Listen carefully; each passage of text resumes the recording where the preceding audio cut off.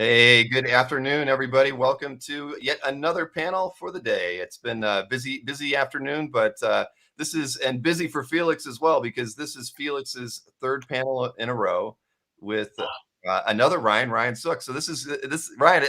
It's a pleasure to have you on, and I can't tell you how thrilled I am to get the chance to see you again. We probably don't remember, but probably the last time I got to see you was about 10 years ago at a con. So it's been a very long time. But thank you for being on the show today. Sure. Yeah. No, I'm glad to be here. It's a thrill. I'm glad.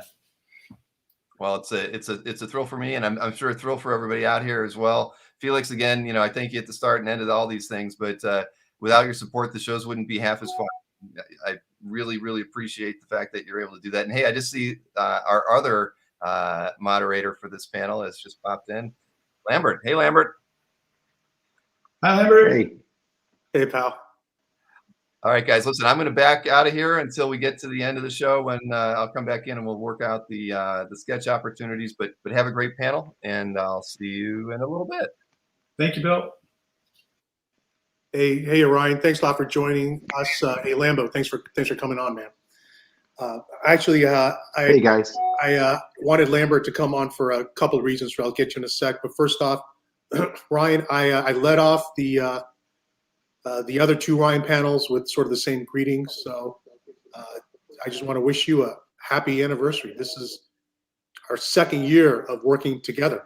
Yeah, absolutely. Happy anniversary. It's been a great collaboration so far as I'm concerned.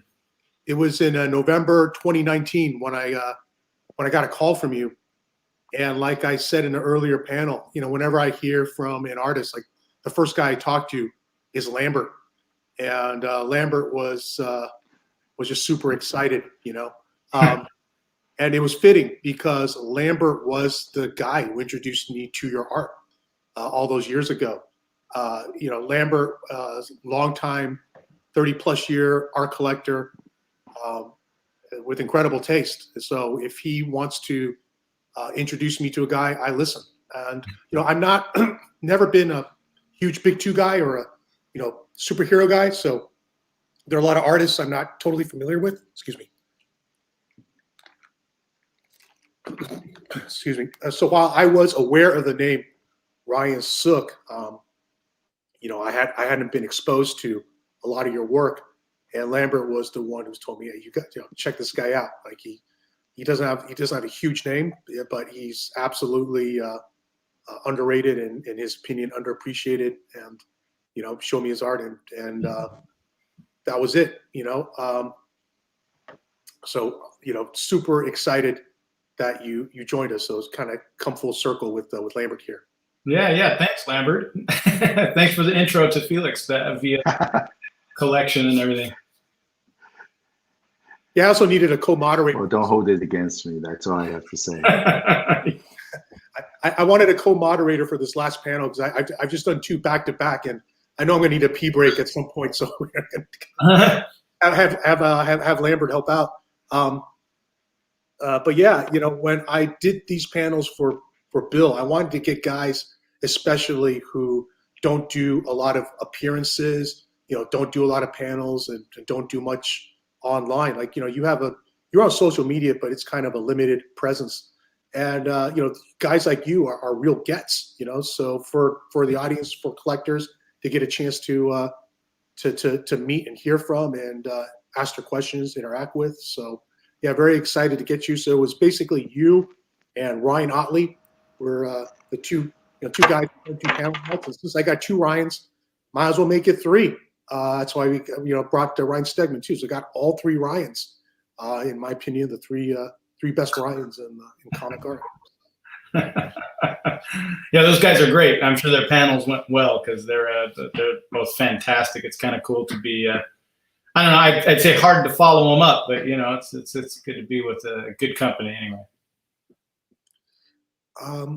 Yeah, those guys are awesome. So yeah, like I said, Lambert introduced me to your art, and as we go later on in the show, we're going to go over some pieces of yours that we have from our collection just to show the audience. But I also have some art here that you sent me recently that we'll get a chance to look at too. Very exciting. Yeah. So let's talk about your career. You've been at this a while. When did you get started? I have. It's December. Well, next month it'd be 26 years, which is like mind blowing to me. But my first my first professional job was 1990. Well, I guess 97, I think it was, and 97, 96, and I was doing a fill-in for the great John Paul Leon. That was my first gig. Was Challenges the Unknown. And those were huge shoes to fill, and but that's how it started. And he had only been, I think he had only gotten started a couple of years before I did. And by the time he was doing Challengers of the Unknown, I was already incredibly intimidated. But what a great place to start. So yeah, 26 years, and that was a cool. That was a really cool first gig. I got to work with Bill Reinhold, the great inker Bill Reinhold, on that job. He taught me a lot, just working with him. And as a young guy, I had never collaborated with another professional on anything in any way. So getting, that was at a time when the boards were still lettered right on the boards, and hand lettered. And I think we had, I think it was Ken Lopez lettered those pages, if I'm not mistaken. And Bill Reinhold inked it, and anyway, yeah, it was cool. It seems like forever ago now, but it was a very cool gig.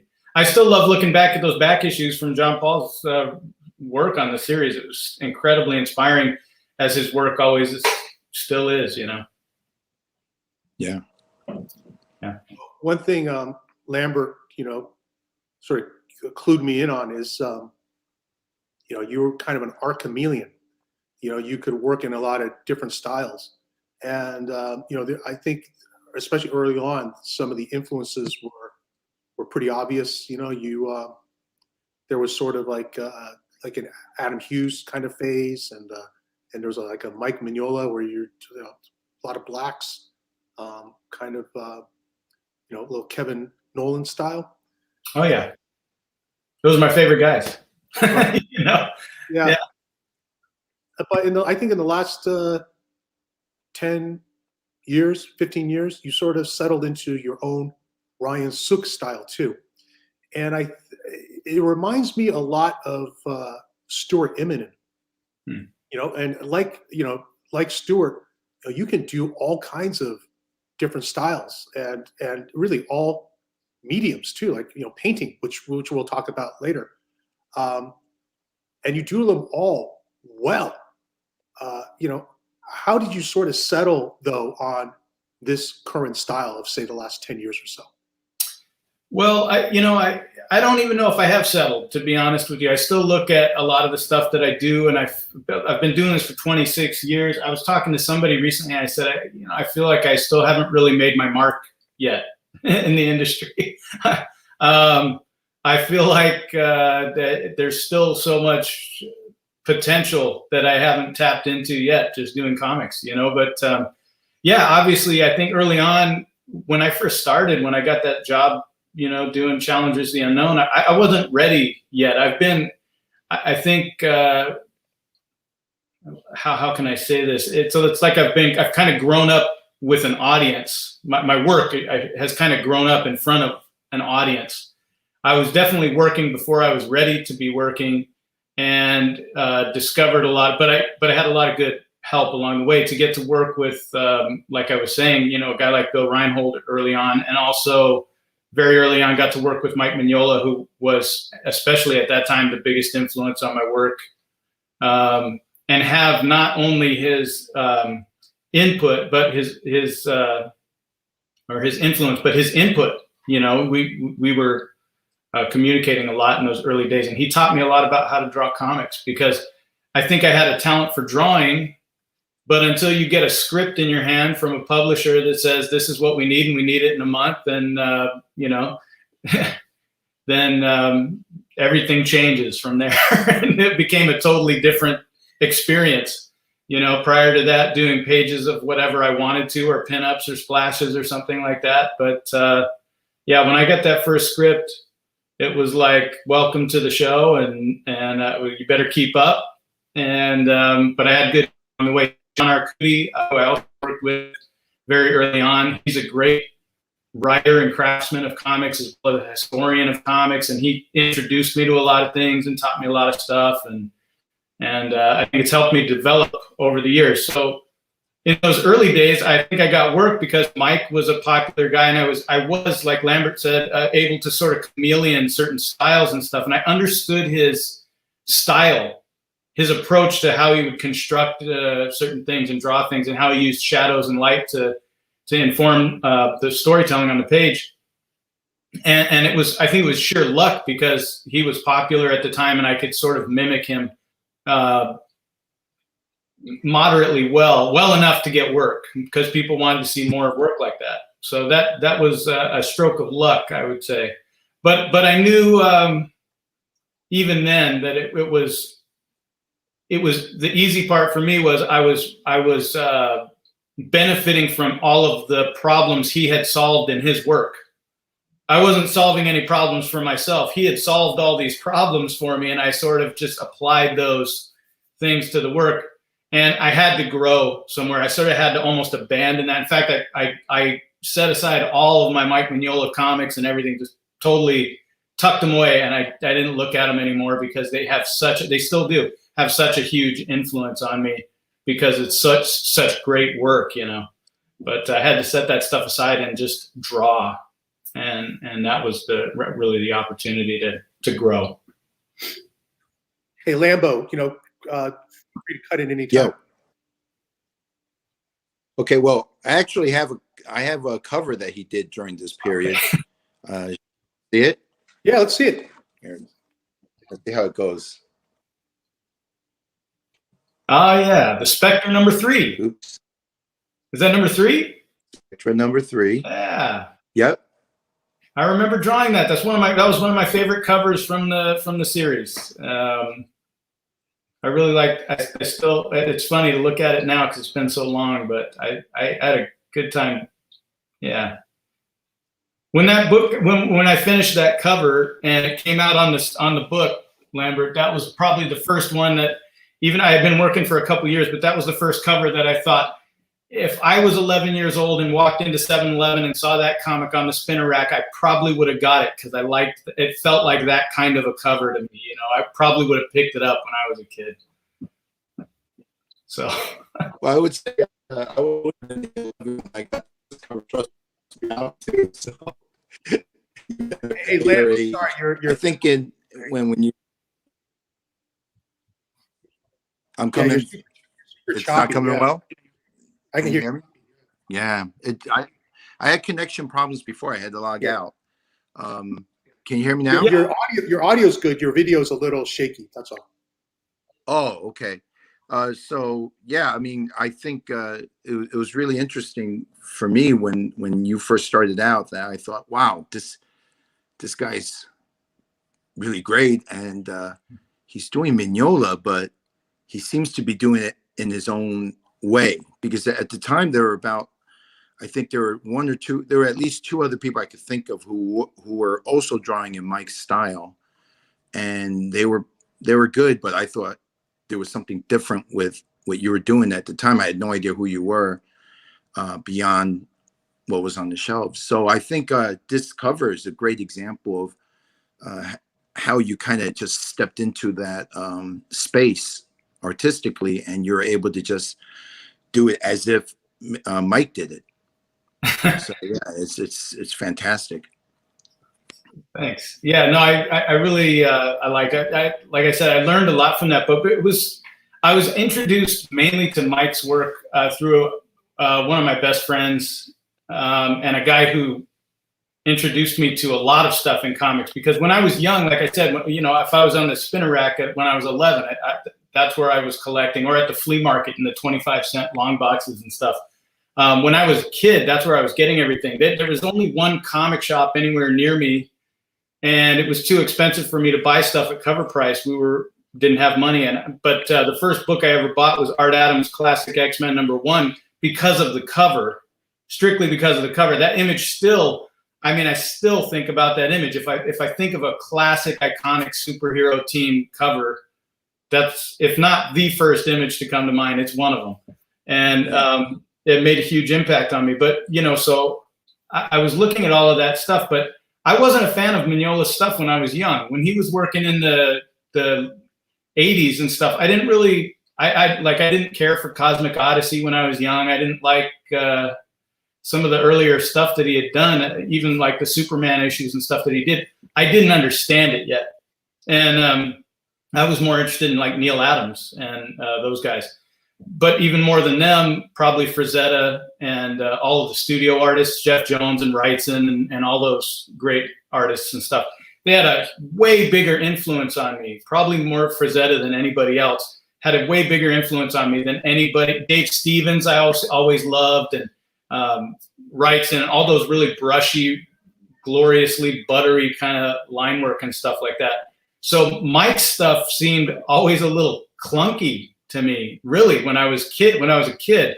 So did Kirby. I didn't really care for Kirby when I was a kid. When I got into high school, I got back into comics because of my girlfriend and another friend of mine, and his name's Tim Goodyear, and he introduced me to Mignola's stuff.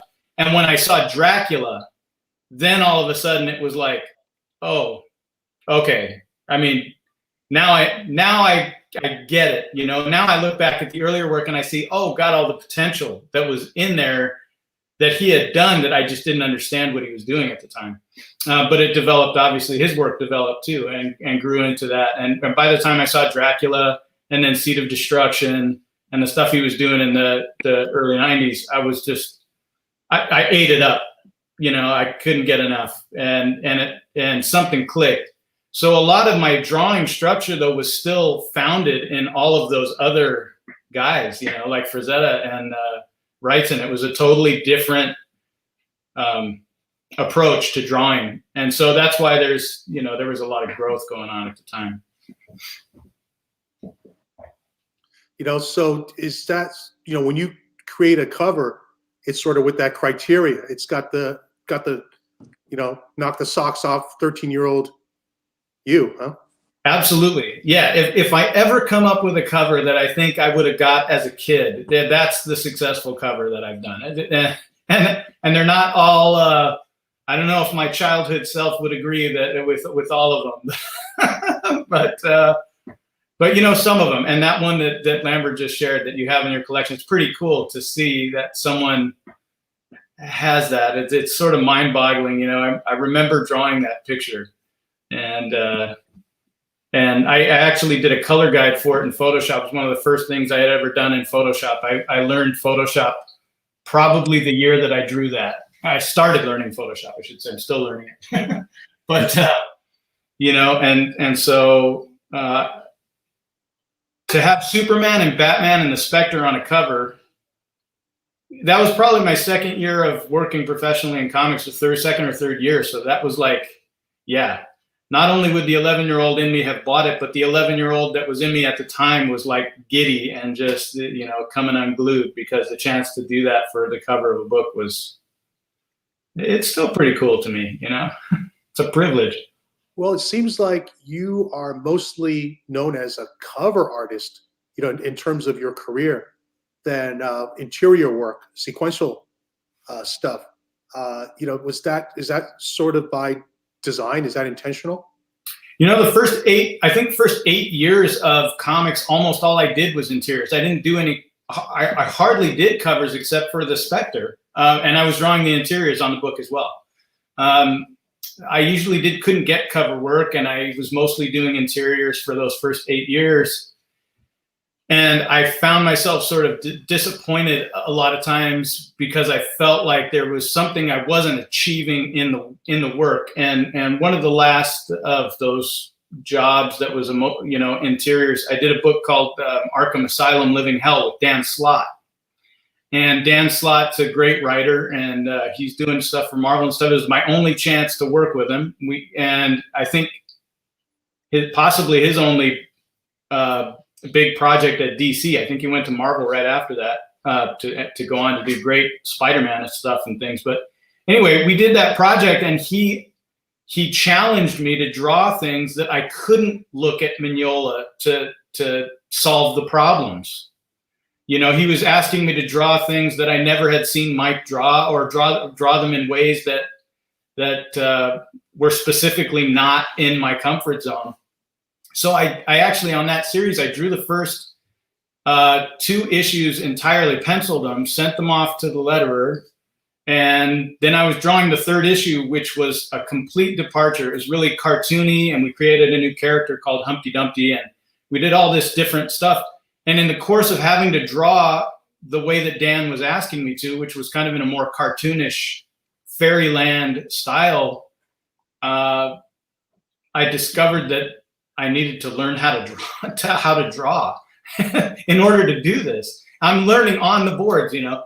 But by the end of drawing the 3rd issue of that series, I was so excited now about drawing again that I went back to when the first 2 issues came back, they were fully lettered on the boards. I erased the pencils on all of them and redrew them, the pages with the balloons on them. On a couple of them, so much so that I had to literally cut out the balloons off the page and tape them to a new board and draw new pages. And it set me back by about a month, and my editor was not happy. But when the pages came in, he was very happy. I think he was very happily surprised, and so was I.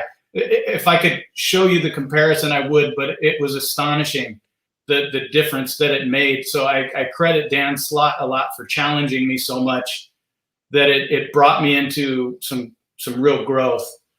But it also brought me to a point where I thought that interiors, if I really wanted to draw something that I was proud of and put out something that as a kid I would have liked to buy, I wanted to spend the time that it took to do that. And I wasn't going to be able to do that on interiors. I had to switch and decided at that point. I think I did that, and I did a project with Grant Morrison called 7 Soldiers with Zatanna, and we did 4 issues of that. And right around that time, I did the covers for that book. And right around that time, I said, I want to focus more on doing the covers only. It's going to give me some more time to understand how and why I'm drawing what I'm drawing, master the craft a little bit more. And then later on down the road, I can bring it back into doing interiors, which I really love to do. But I wanted to do them on a level that was, I didn't feel like when it came out that that it was lacking, you know? Well, your most recent work, this may not mean much to you, but I think the art collectors, especially the veteran art collectors, will understand. You know, there did a recent 8-page Wonder Woman story for Wonder Woman Black, White, and Gold anthology, which is sort of like Batman Black and White, but for Wonder Woman. Yeah. And you did 8-page interiors and just a knockout. Gorgeous, gorgeous stuff.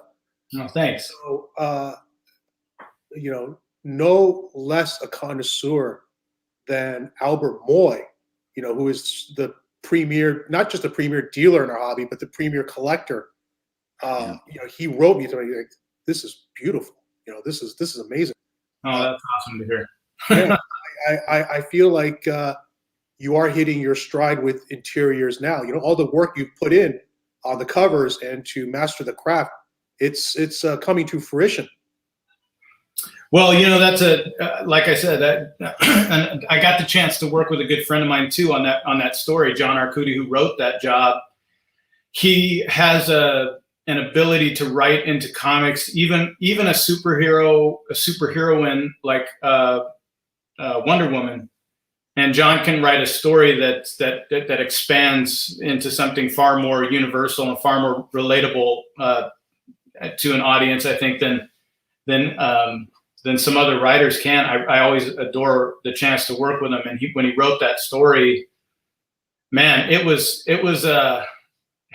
I just wanted it to be something special. I knew it had to be something special. When I got the script, he's such a good writer. It was such a great project. I was kind of glad to see that they decided to take what so many of us artists who love just line art, black and white comics and stuff, which you just don't hardly ever see anymore, but was pretty common when I was a kid. There was a lot of black and white comics and a lot of really popular independent black and white comics. I mean, Ninja Turtles to, anyway, across the board, you had all kinds of stuff. And you don't really see it that much anymore. When Chiarello sort of made the initiative to do Batman black and white, I was really happy they decided to do it with other characters too. And so that Wonder Woman job was just a lot of fun. Yeah, it was a lot of fun. For the audience, those of you who are in the chat, you go to my site, felixcomicart.com, go to Ryan Sook's page, and you can see all the scans. You can see all the art. Just scroll to the bottom, all the art's in order of the title name. So look for Wonder Woman, black, white, and gold, and you'll get to see all the art. Yeah, check it all out. Cool. Yeah, that was a fun assignment.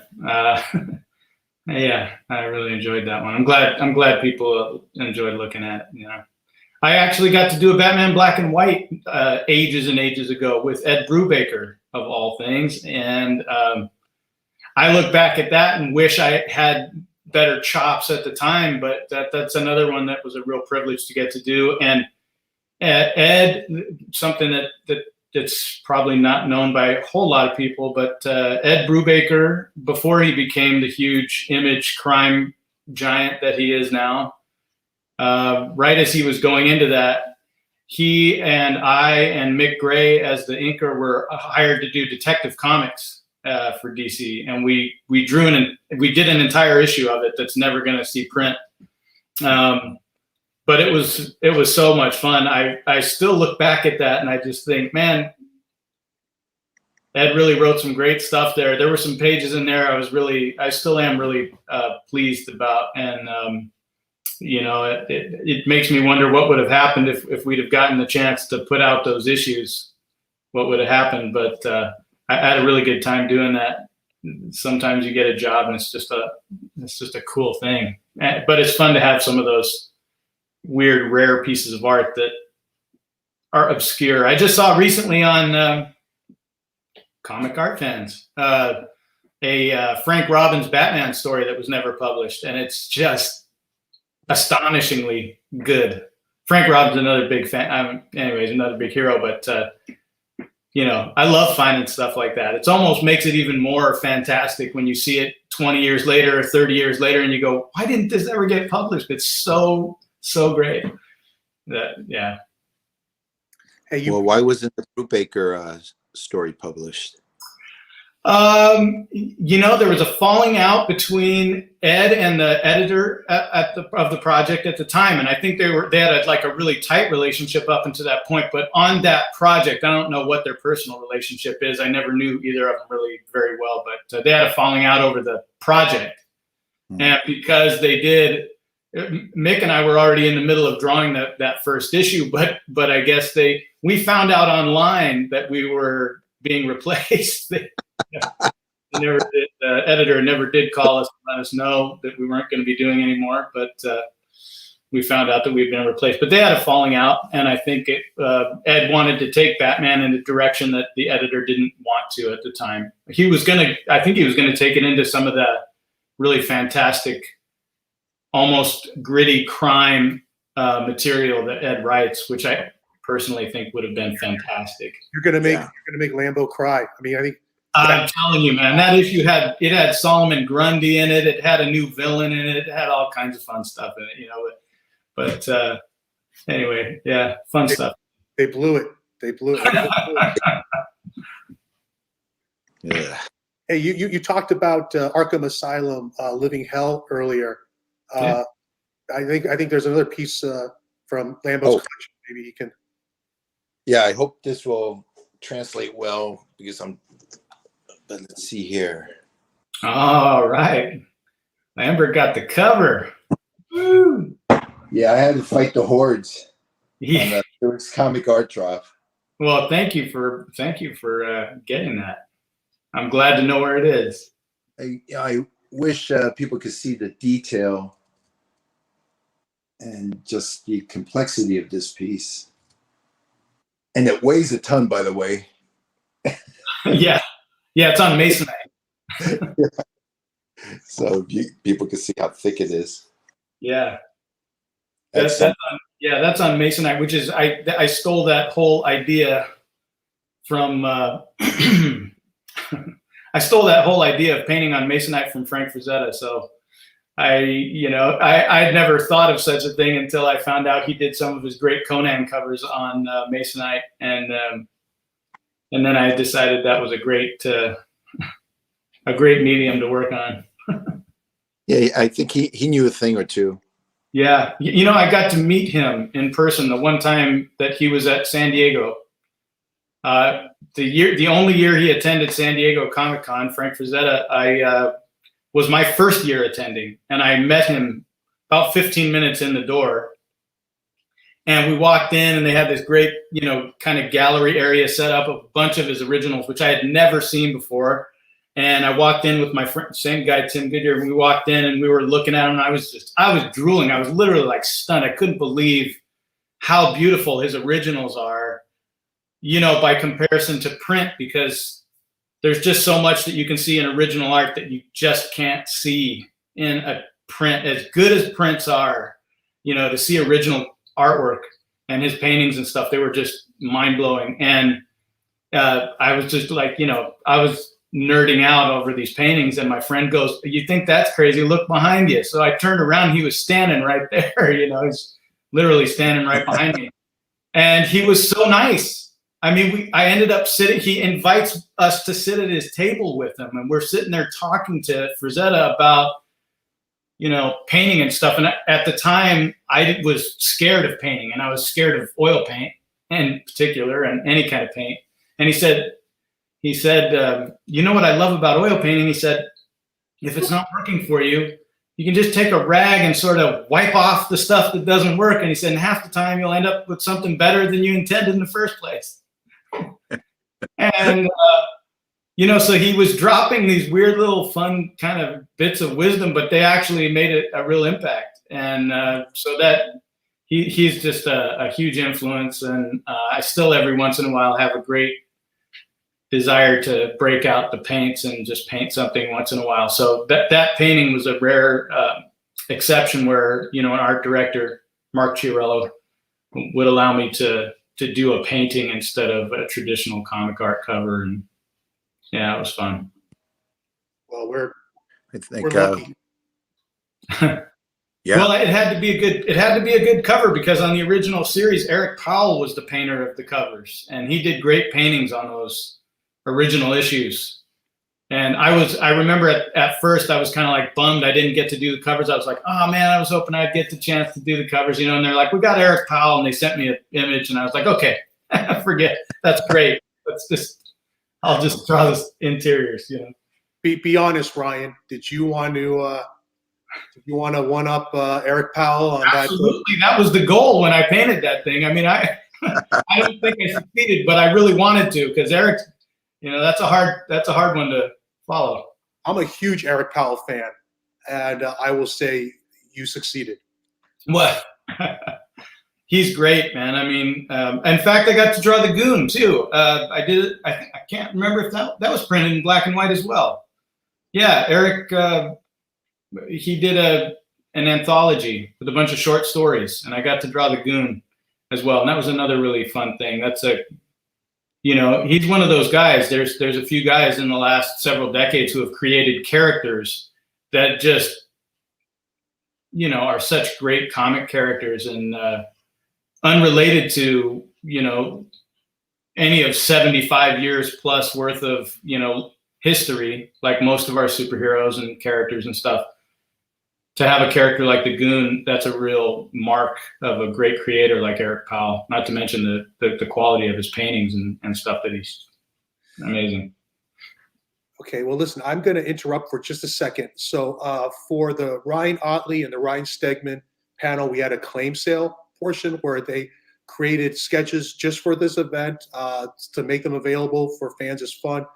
We tried to do that with you, Ryan, and I really appreciate that. Look, so just so audience knows, Ryan is in the middle of a house move, and he's got deadlines. And so anyway, he's not able to get sketches in time for the show. But, again, in the spirit of Comic Art Live, and this is, an online convention, we're going to open up a small sketch list, very small, just 3 spots. Okay. Now please don't claim anything yet.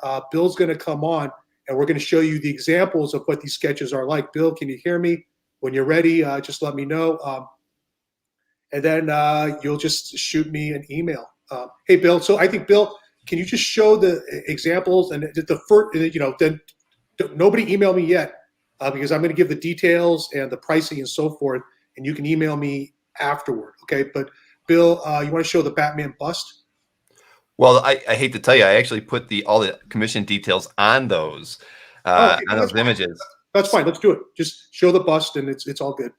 But it has the lot number and everything on it, so people would actually be able to claim it if we show it. It's okay. You know what? It's going to be. I'll figure. Okay. Tell you what. Let's do it by lot number. Okay. Show lot 1, and you'll see the price. You'll see what this looks like. This is a 6x9 bust example. It's $150. You can't really tell from that image, but it is. It's gorgeous, super detailed. Beautiful little piece, that's lot number 1. It's yep. Just email me if you like that. Yeah, it's been claimed. I was gonna say, and we've heard a ping already, so I assume that might happen. Okay. So, hang on a second. Let me reply to that. And yeah, just like the other 2 panels before this, the first one to get their claim request in is the one that gets it. If you don't get a reply back from Felix, you didn't get it. And we apologize, but these spaces and opportunities are very limited. And Ryan, thanks so much for doing these too. It means a lot to me too, because it just adds a layer of fun to the show that just makes every one of these a little bit better than the last one. So I really appreciate it. Yeah, so Ryan doesn't do any commissions or sketches normally. This is a real rare opportunity. Like I was after Ryan for a while to do commissions, and he's just, I don't know, it's at least 10 years ago, and he hasn't had an opportunity. This is kind of a rare thing. So congrats to people who get it. You want to show lot 2? I will. Okay, so this is a half body example. The other one was a bust. This is a half body, so you get a little more detail on it. 6x9. Price is $250. Just email me lot 2 if it's something you'd like.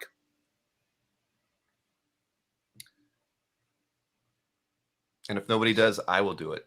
Yeah, this is way more than and it's gone.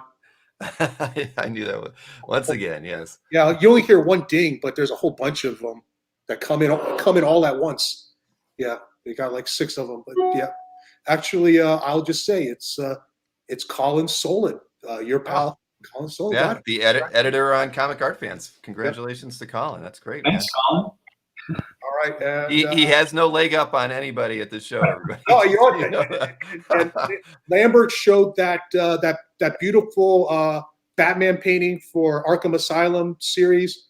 That was sold at this past summer San Diego Felix Con, and he was there. He claimed it. It's in the admin. I mean, Bill can confirm. Lambert was first. That's why he got it. There you go. I can. So you want me to show the final one? Let's do the final one. It is another half-body example, just to show you a little different one. It's Hellboy. But you can pick whatever character you want anyway. But just to give you an idea what it looks like, this is $250. I actually sold this one on the site for $300, and it's gone. I actually sold this at a drop for $300. So anyway, I think the guy I sold it to, I just saw it on Comic Art Live. Oh boy, look, I got like about 20 claims.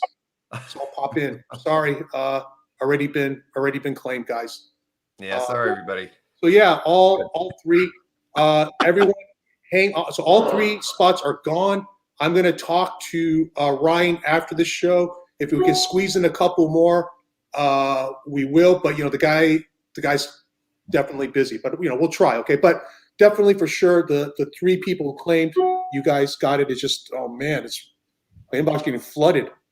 And you did email the first one for all 3, right? So they're good. Awesome. I did. Okay. All right. Well, congratulations, Ryan. I mean, you got a little extra work to do even in the midst of your move. Yeah. That's good. That's good. I love it.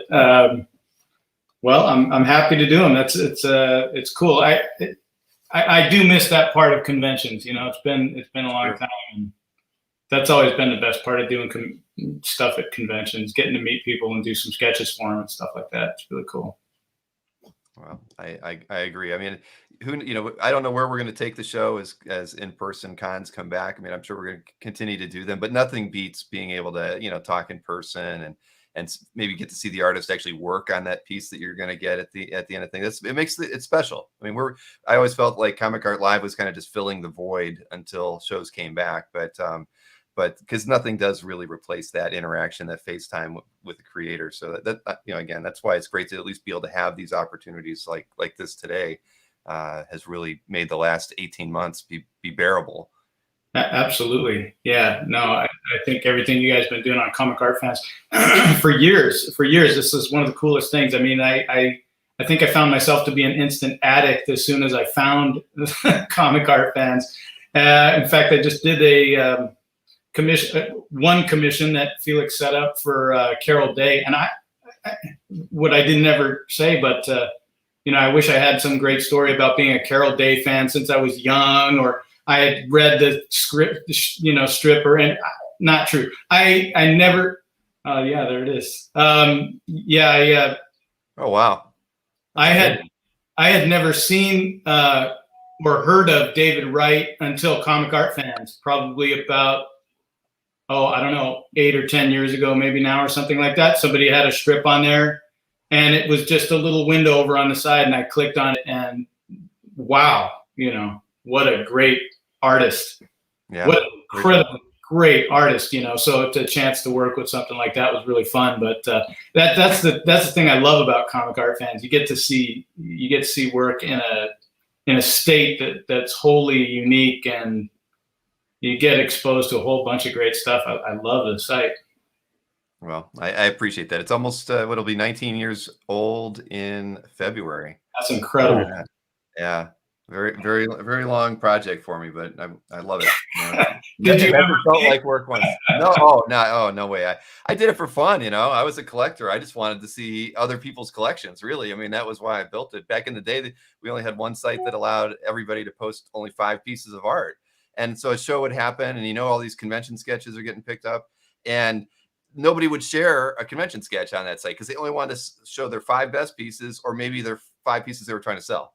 So you never get to see any of these really great things. And forget it. I was a web developer. We had our own servers. We had the space. I'm going to build a site just so we can all see what everybody's getting, and let's see if it works. And yeah, it worked really well. So we have over 1 million pieces of art on the site today. So it's impressive. Incredible. Awesome. Thank you. Yeah, that's incredible. That's great. So, like I said earlier, Ryan's been with us for 2 years. We've never taken a commission list or a sketch list, so that was a rare opportunity.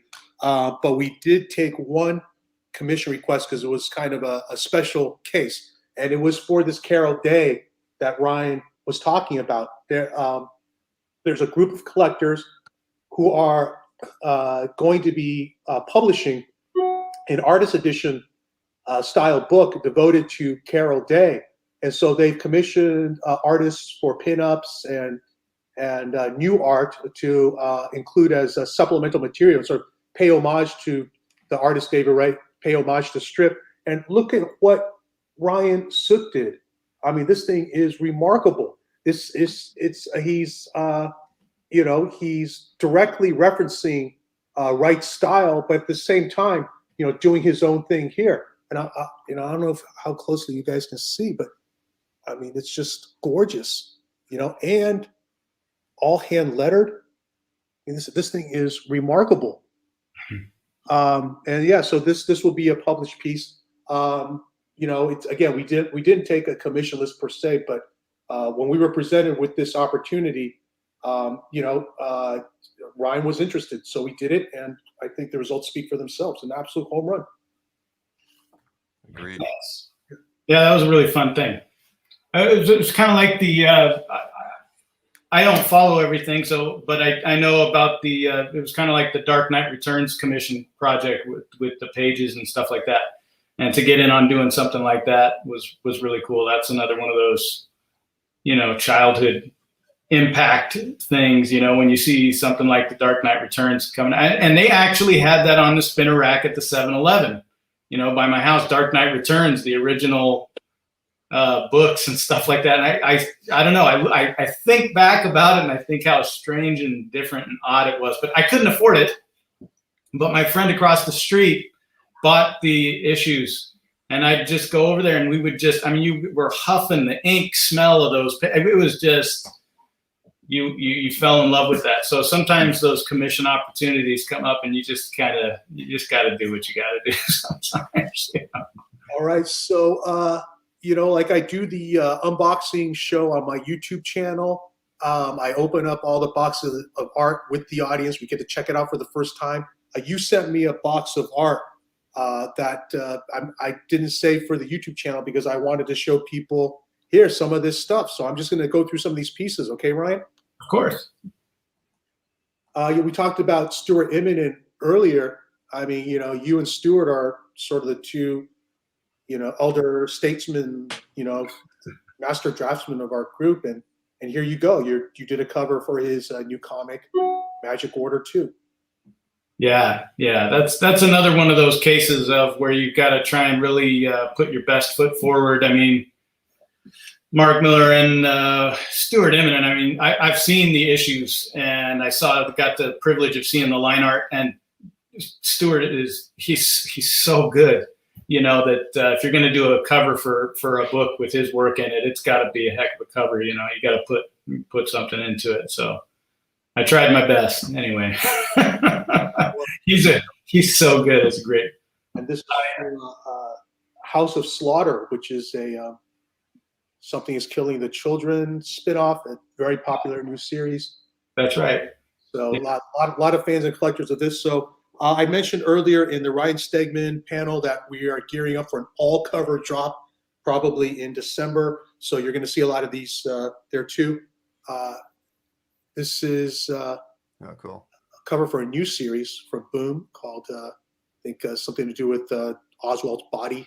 Yeah, matter regarding Oswald's body. Yeah, written by an Oscar-winning writer, I believe, and he it's about a conspiracy surrounding Lee Harvey Oswald's body, and it's pretty cool. And the artwork in the interiors is fantastic.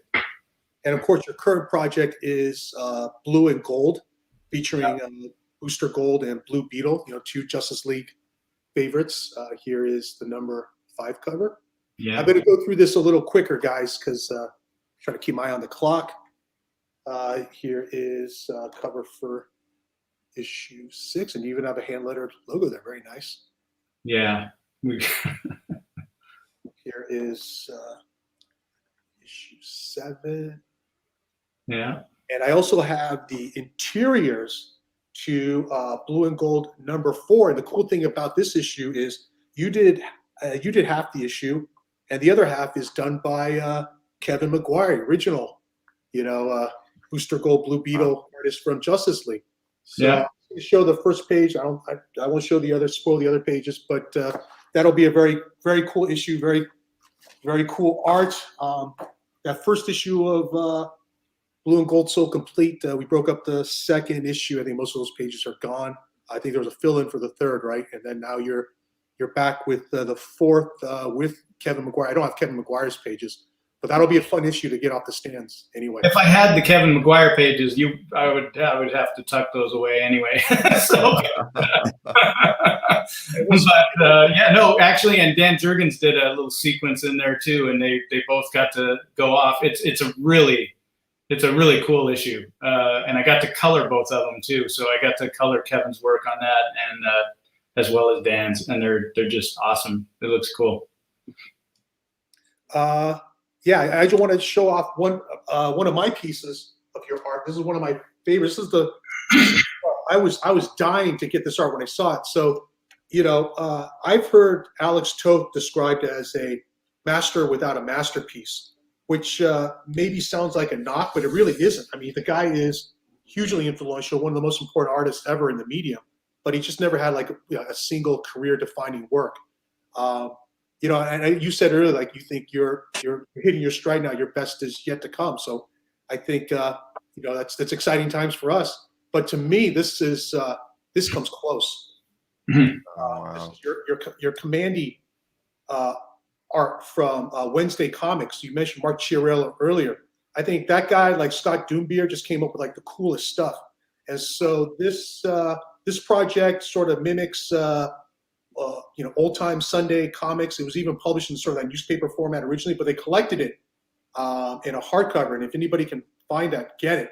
But like my favorite story in it, which is saying something because all the artists just did knockout work, is Ryan Sook and Dave Gibbons' take on Commandy, which pays homage to Jack Kirby, but also to me like a Hal Foster, really taking advantage of that giant format. So I just love this thing. So happy to get it. So this is my Ryan Sook art. I'll show you. That was my favorite page of the whole thing, Felix. You don't have to say that, Ryan. It's all right. Yeah, no, I had a lot of fun doing that. Of course, yeah, Dave Gibbons really wanted a Hal Foster feel for the approach, since we were doing it in that oversized Sunday full page funnies format. But I have to say, for me personally, it was really Frazetta and Frank Robbins who really kind of influenced my approach to drawing those pages, which I don't know, may seem odd, but if you look at those pages, it's kind of a conglomeration of their influences on me to draw those pages. But yeah, that was really a special job. And out of all the jobs I've done over the years, I probably get more inquiry and discussion about that than almost anything else I've ever done. It was really fun. Okay, I'm going to run through some questions real quick from the chat. Okay, Ryan and the audience. So this one's a little off the wall, but I'll ask it. It's from Jeffrey Chang. Just curious if Ryan is half Korean from his last name Sook. No, no. It's actually an abbreviated form of a. I always thought it was German. Somebody a year or two ago sent me a Ancestry.com thing, says I'm Scottish. I don't know,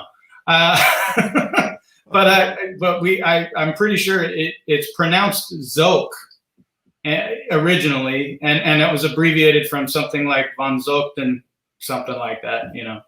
It's not Korean though. No. This is a question from Yo Curry. What is your big two dream project? Would you ever want to write and draw a creator-owned book? So 2 questions.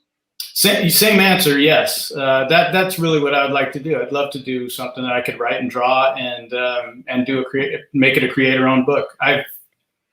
That would probably be my dream project. Yeah, to be able to do something that I created and have it be yeah, that would be great. I'd love the chance to do it. Do you have a big two dream project? A big two dream project. Yeah, I've got one tucked in my back pocket. I'm trying to I drew a thing. I drew a thing years ago, a splash page production image for something I wanted to do. And I had it with me at a convention. And what it is was the Justice League as like the Outsiders, the street gang. Kind of like take the Warriors or something, and I had Clark in the leather jacket with the S on his thing, and Wonder Woman had the pink satin jacket with a WW on it, and the whole crew. I had the whole thing, and I was sitting at this convention, and these 2 greasers. They were. I'm not saying that in a negative way. They were literally greasers. They had the hair, the leather jackets, the T-shirts, everything. They walked up and they were looking at my stuff, and I said, I got to show you something. And I showed them the pinup that I had drawn, and they were like, and I would love to do that. I'd love to do that. That sounds like a Black Label. Yeah, I'd love to do something like that. I would really like to do, I'd love to do something where you can take those characters and do something that hasn't been done with them before and make it really look at those characters, because I mean, you think about Clark being the alien, right? And Diana's a foreigner, and Bruce is an orphan, and you stick them together in a little street gang. And I've always loved the idea of that, especially if you could set it back in the day and have hot rods in it and stuff like that. It'd be great. All right. I think we got time for one more question. It's kind of tied into the last one from Samuel Rojas. Is there a medium or property Ryan would like to work in? He hasn't had the chance to. Maybe movie posters.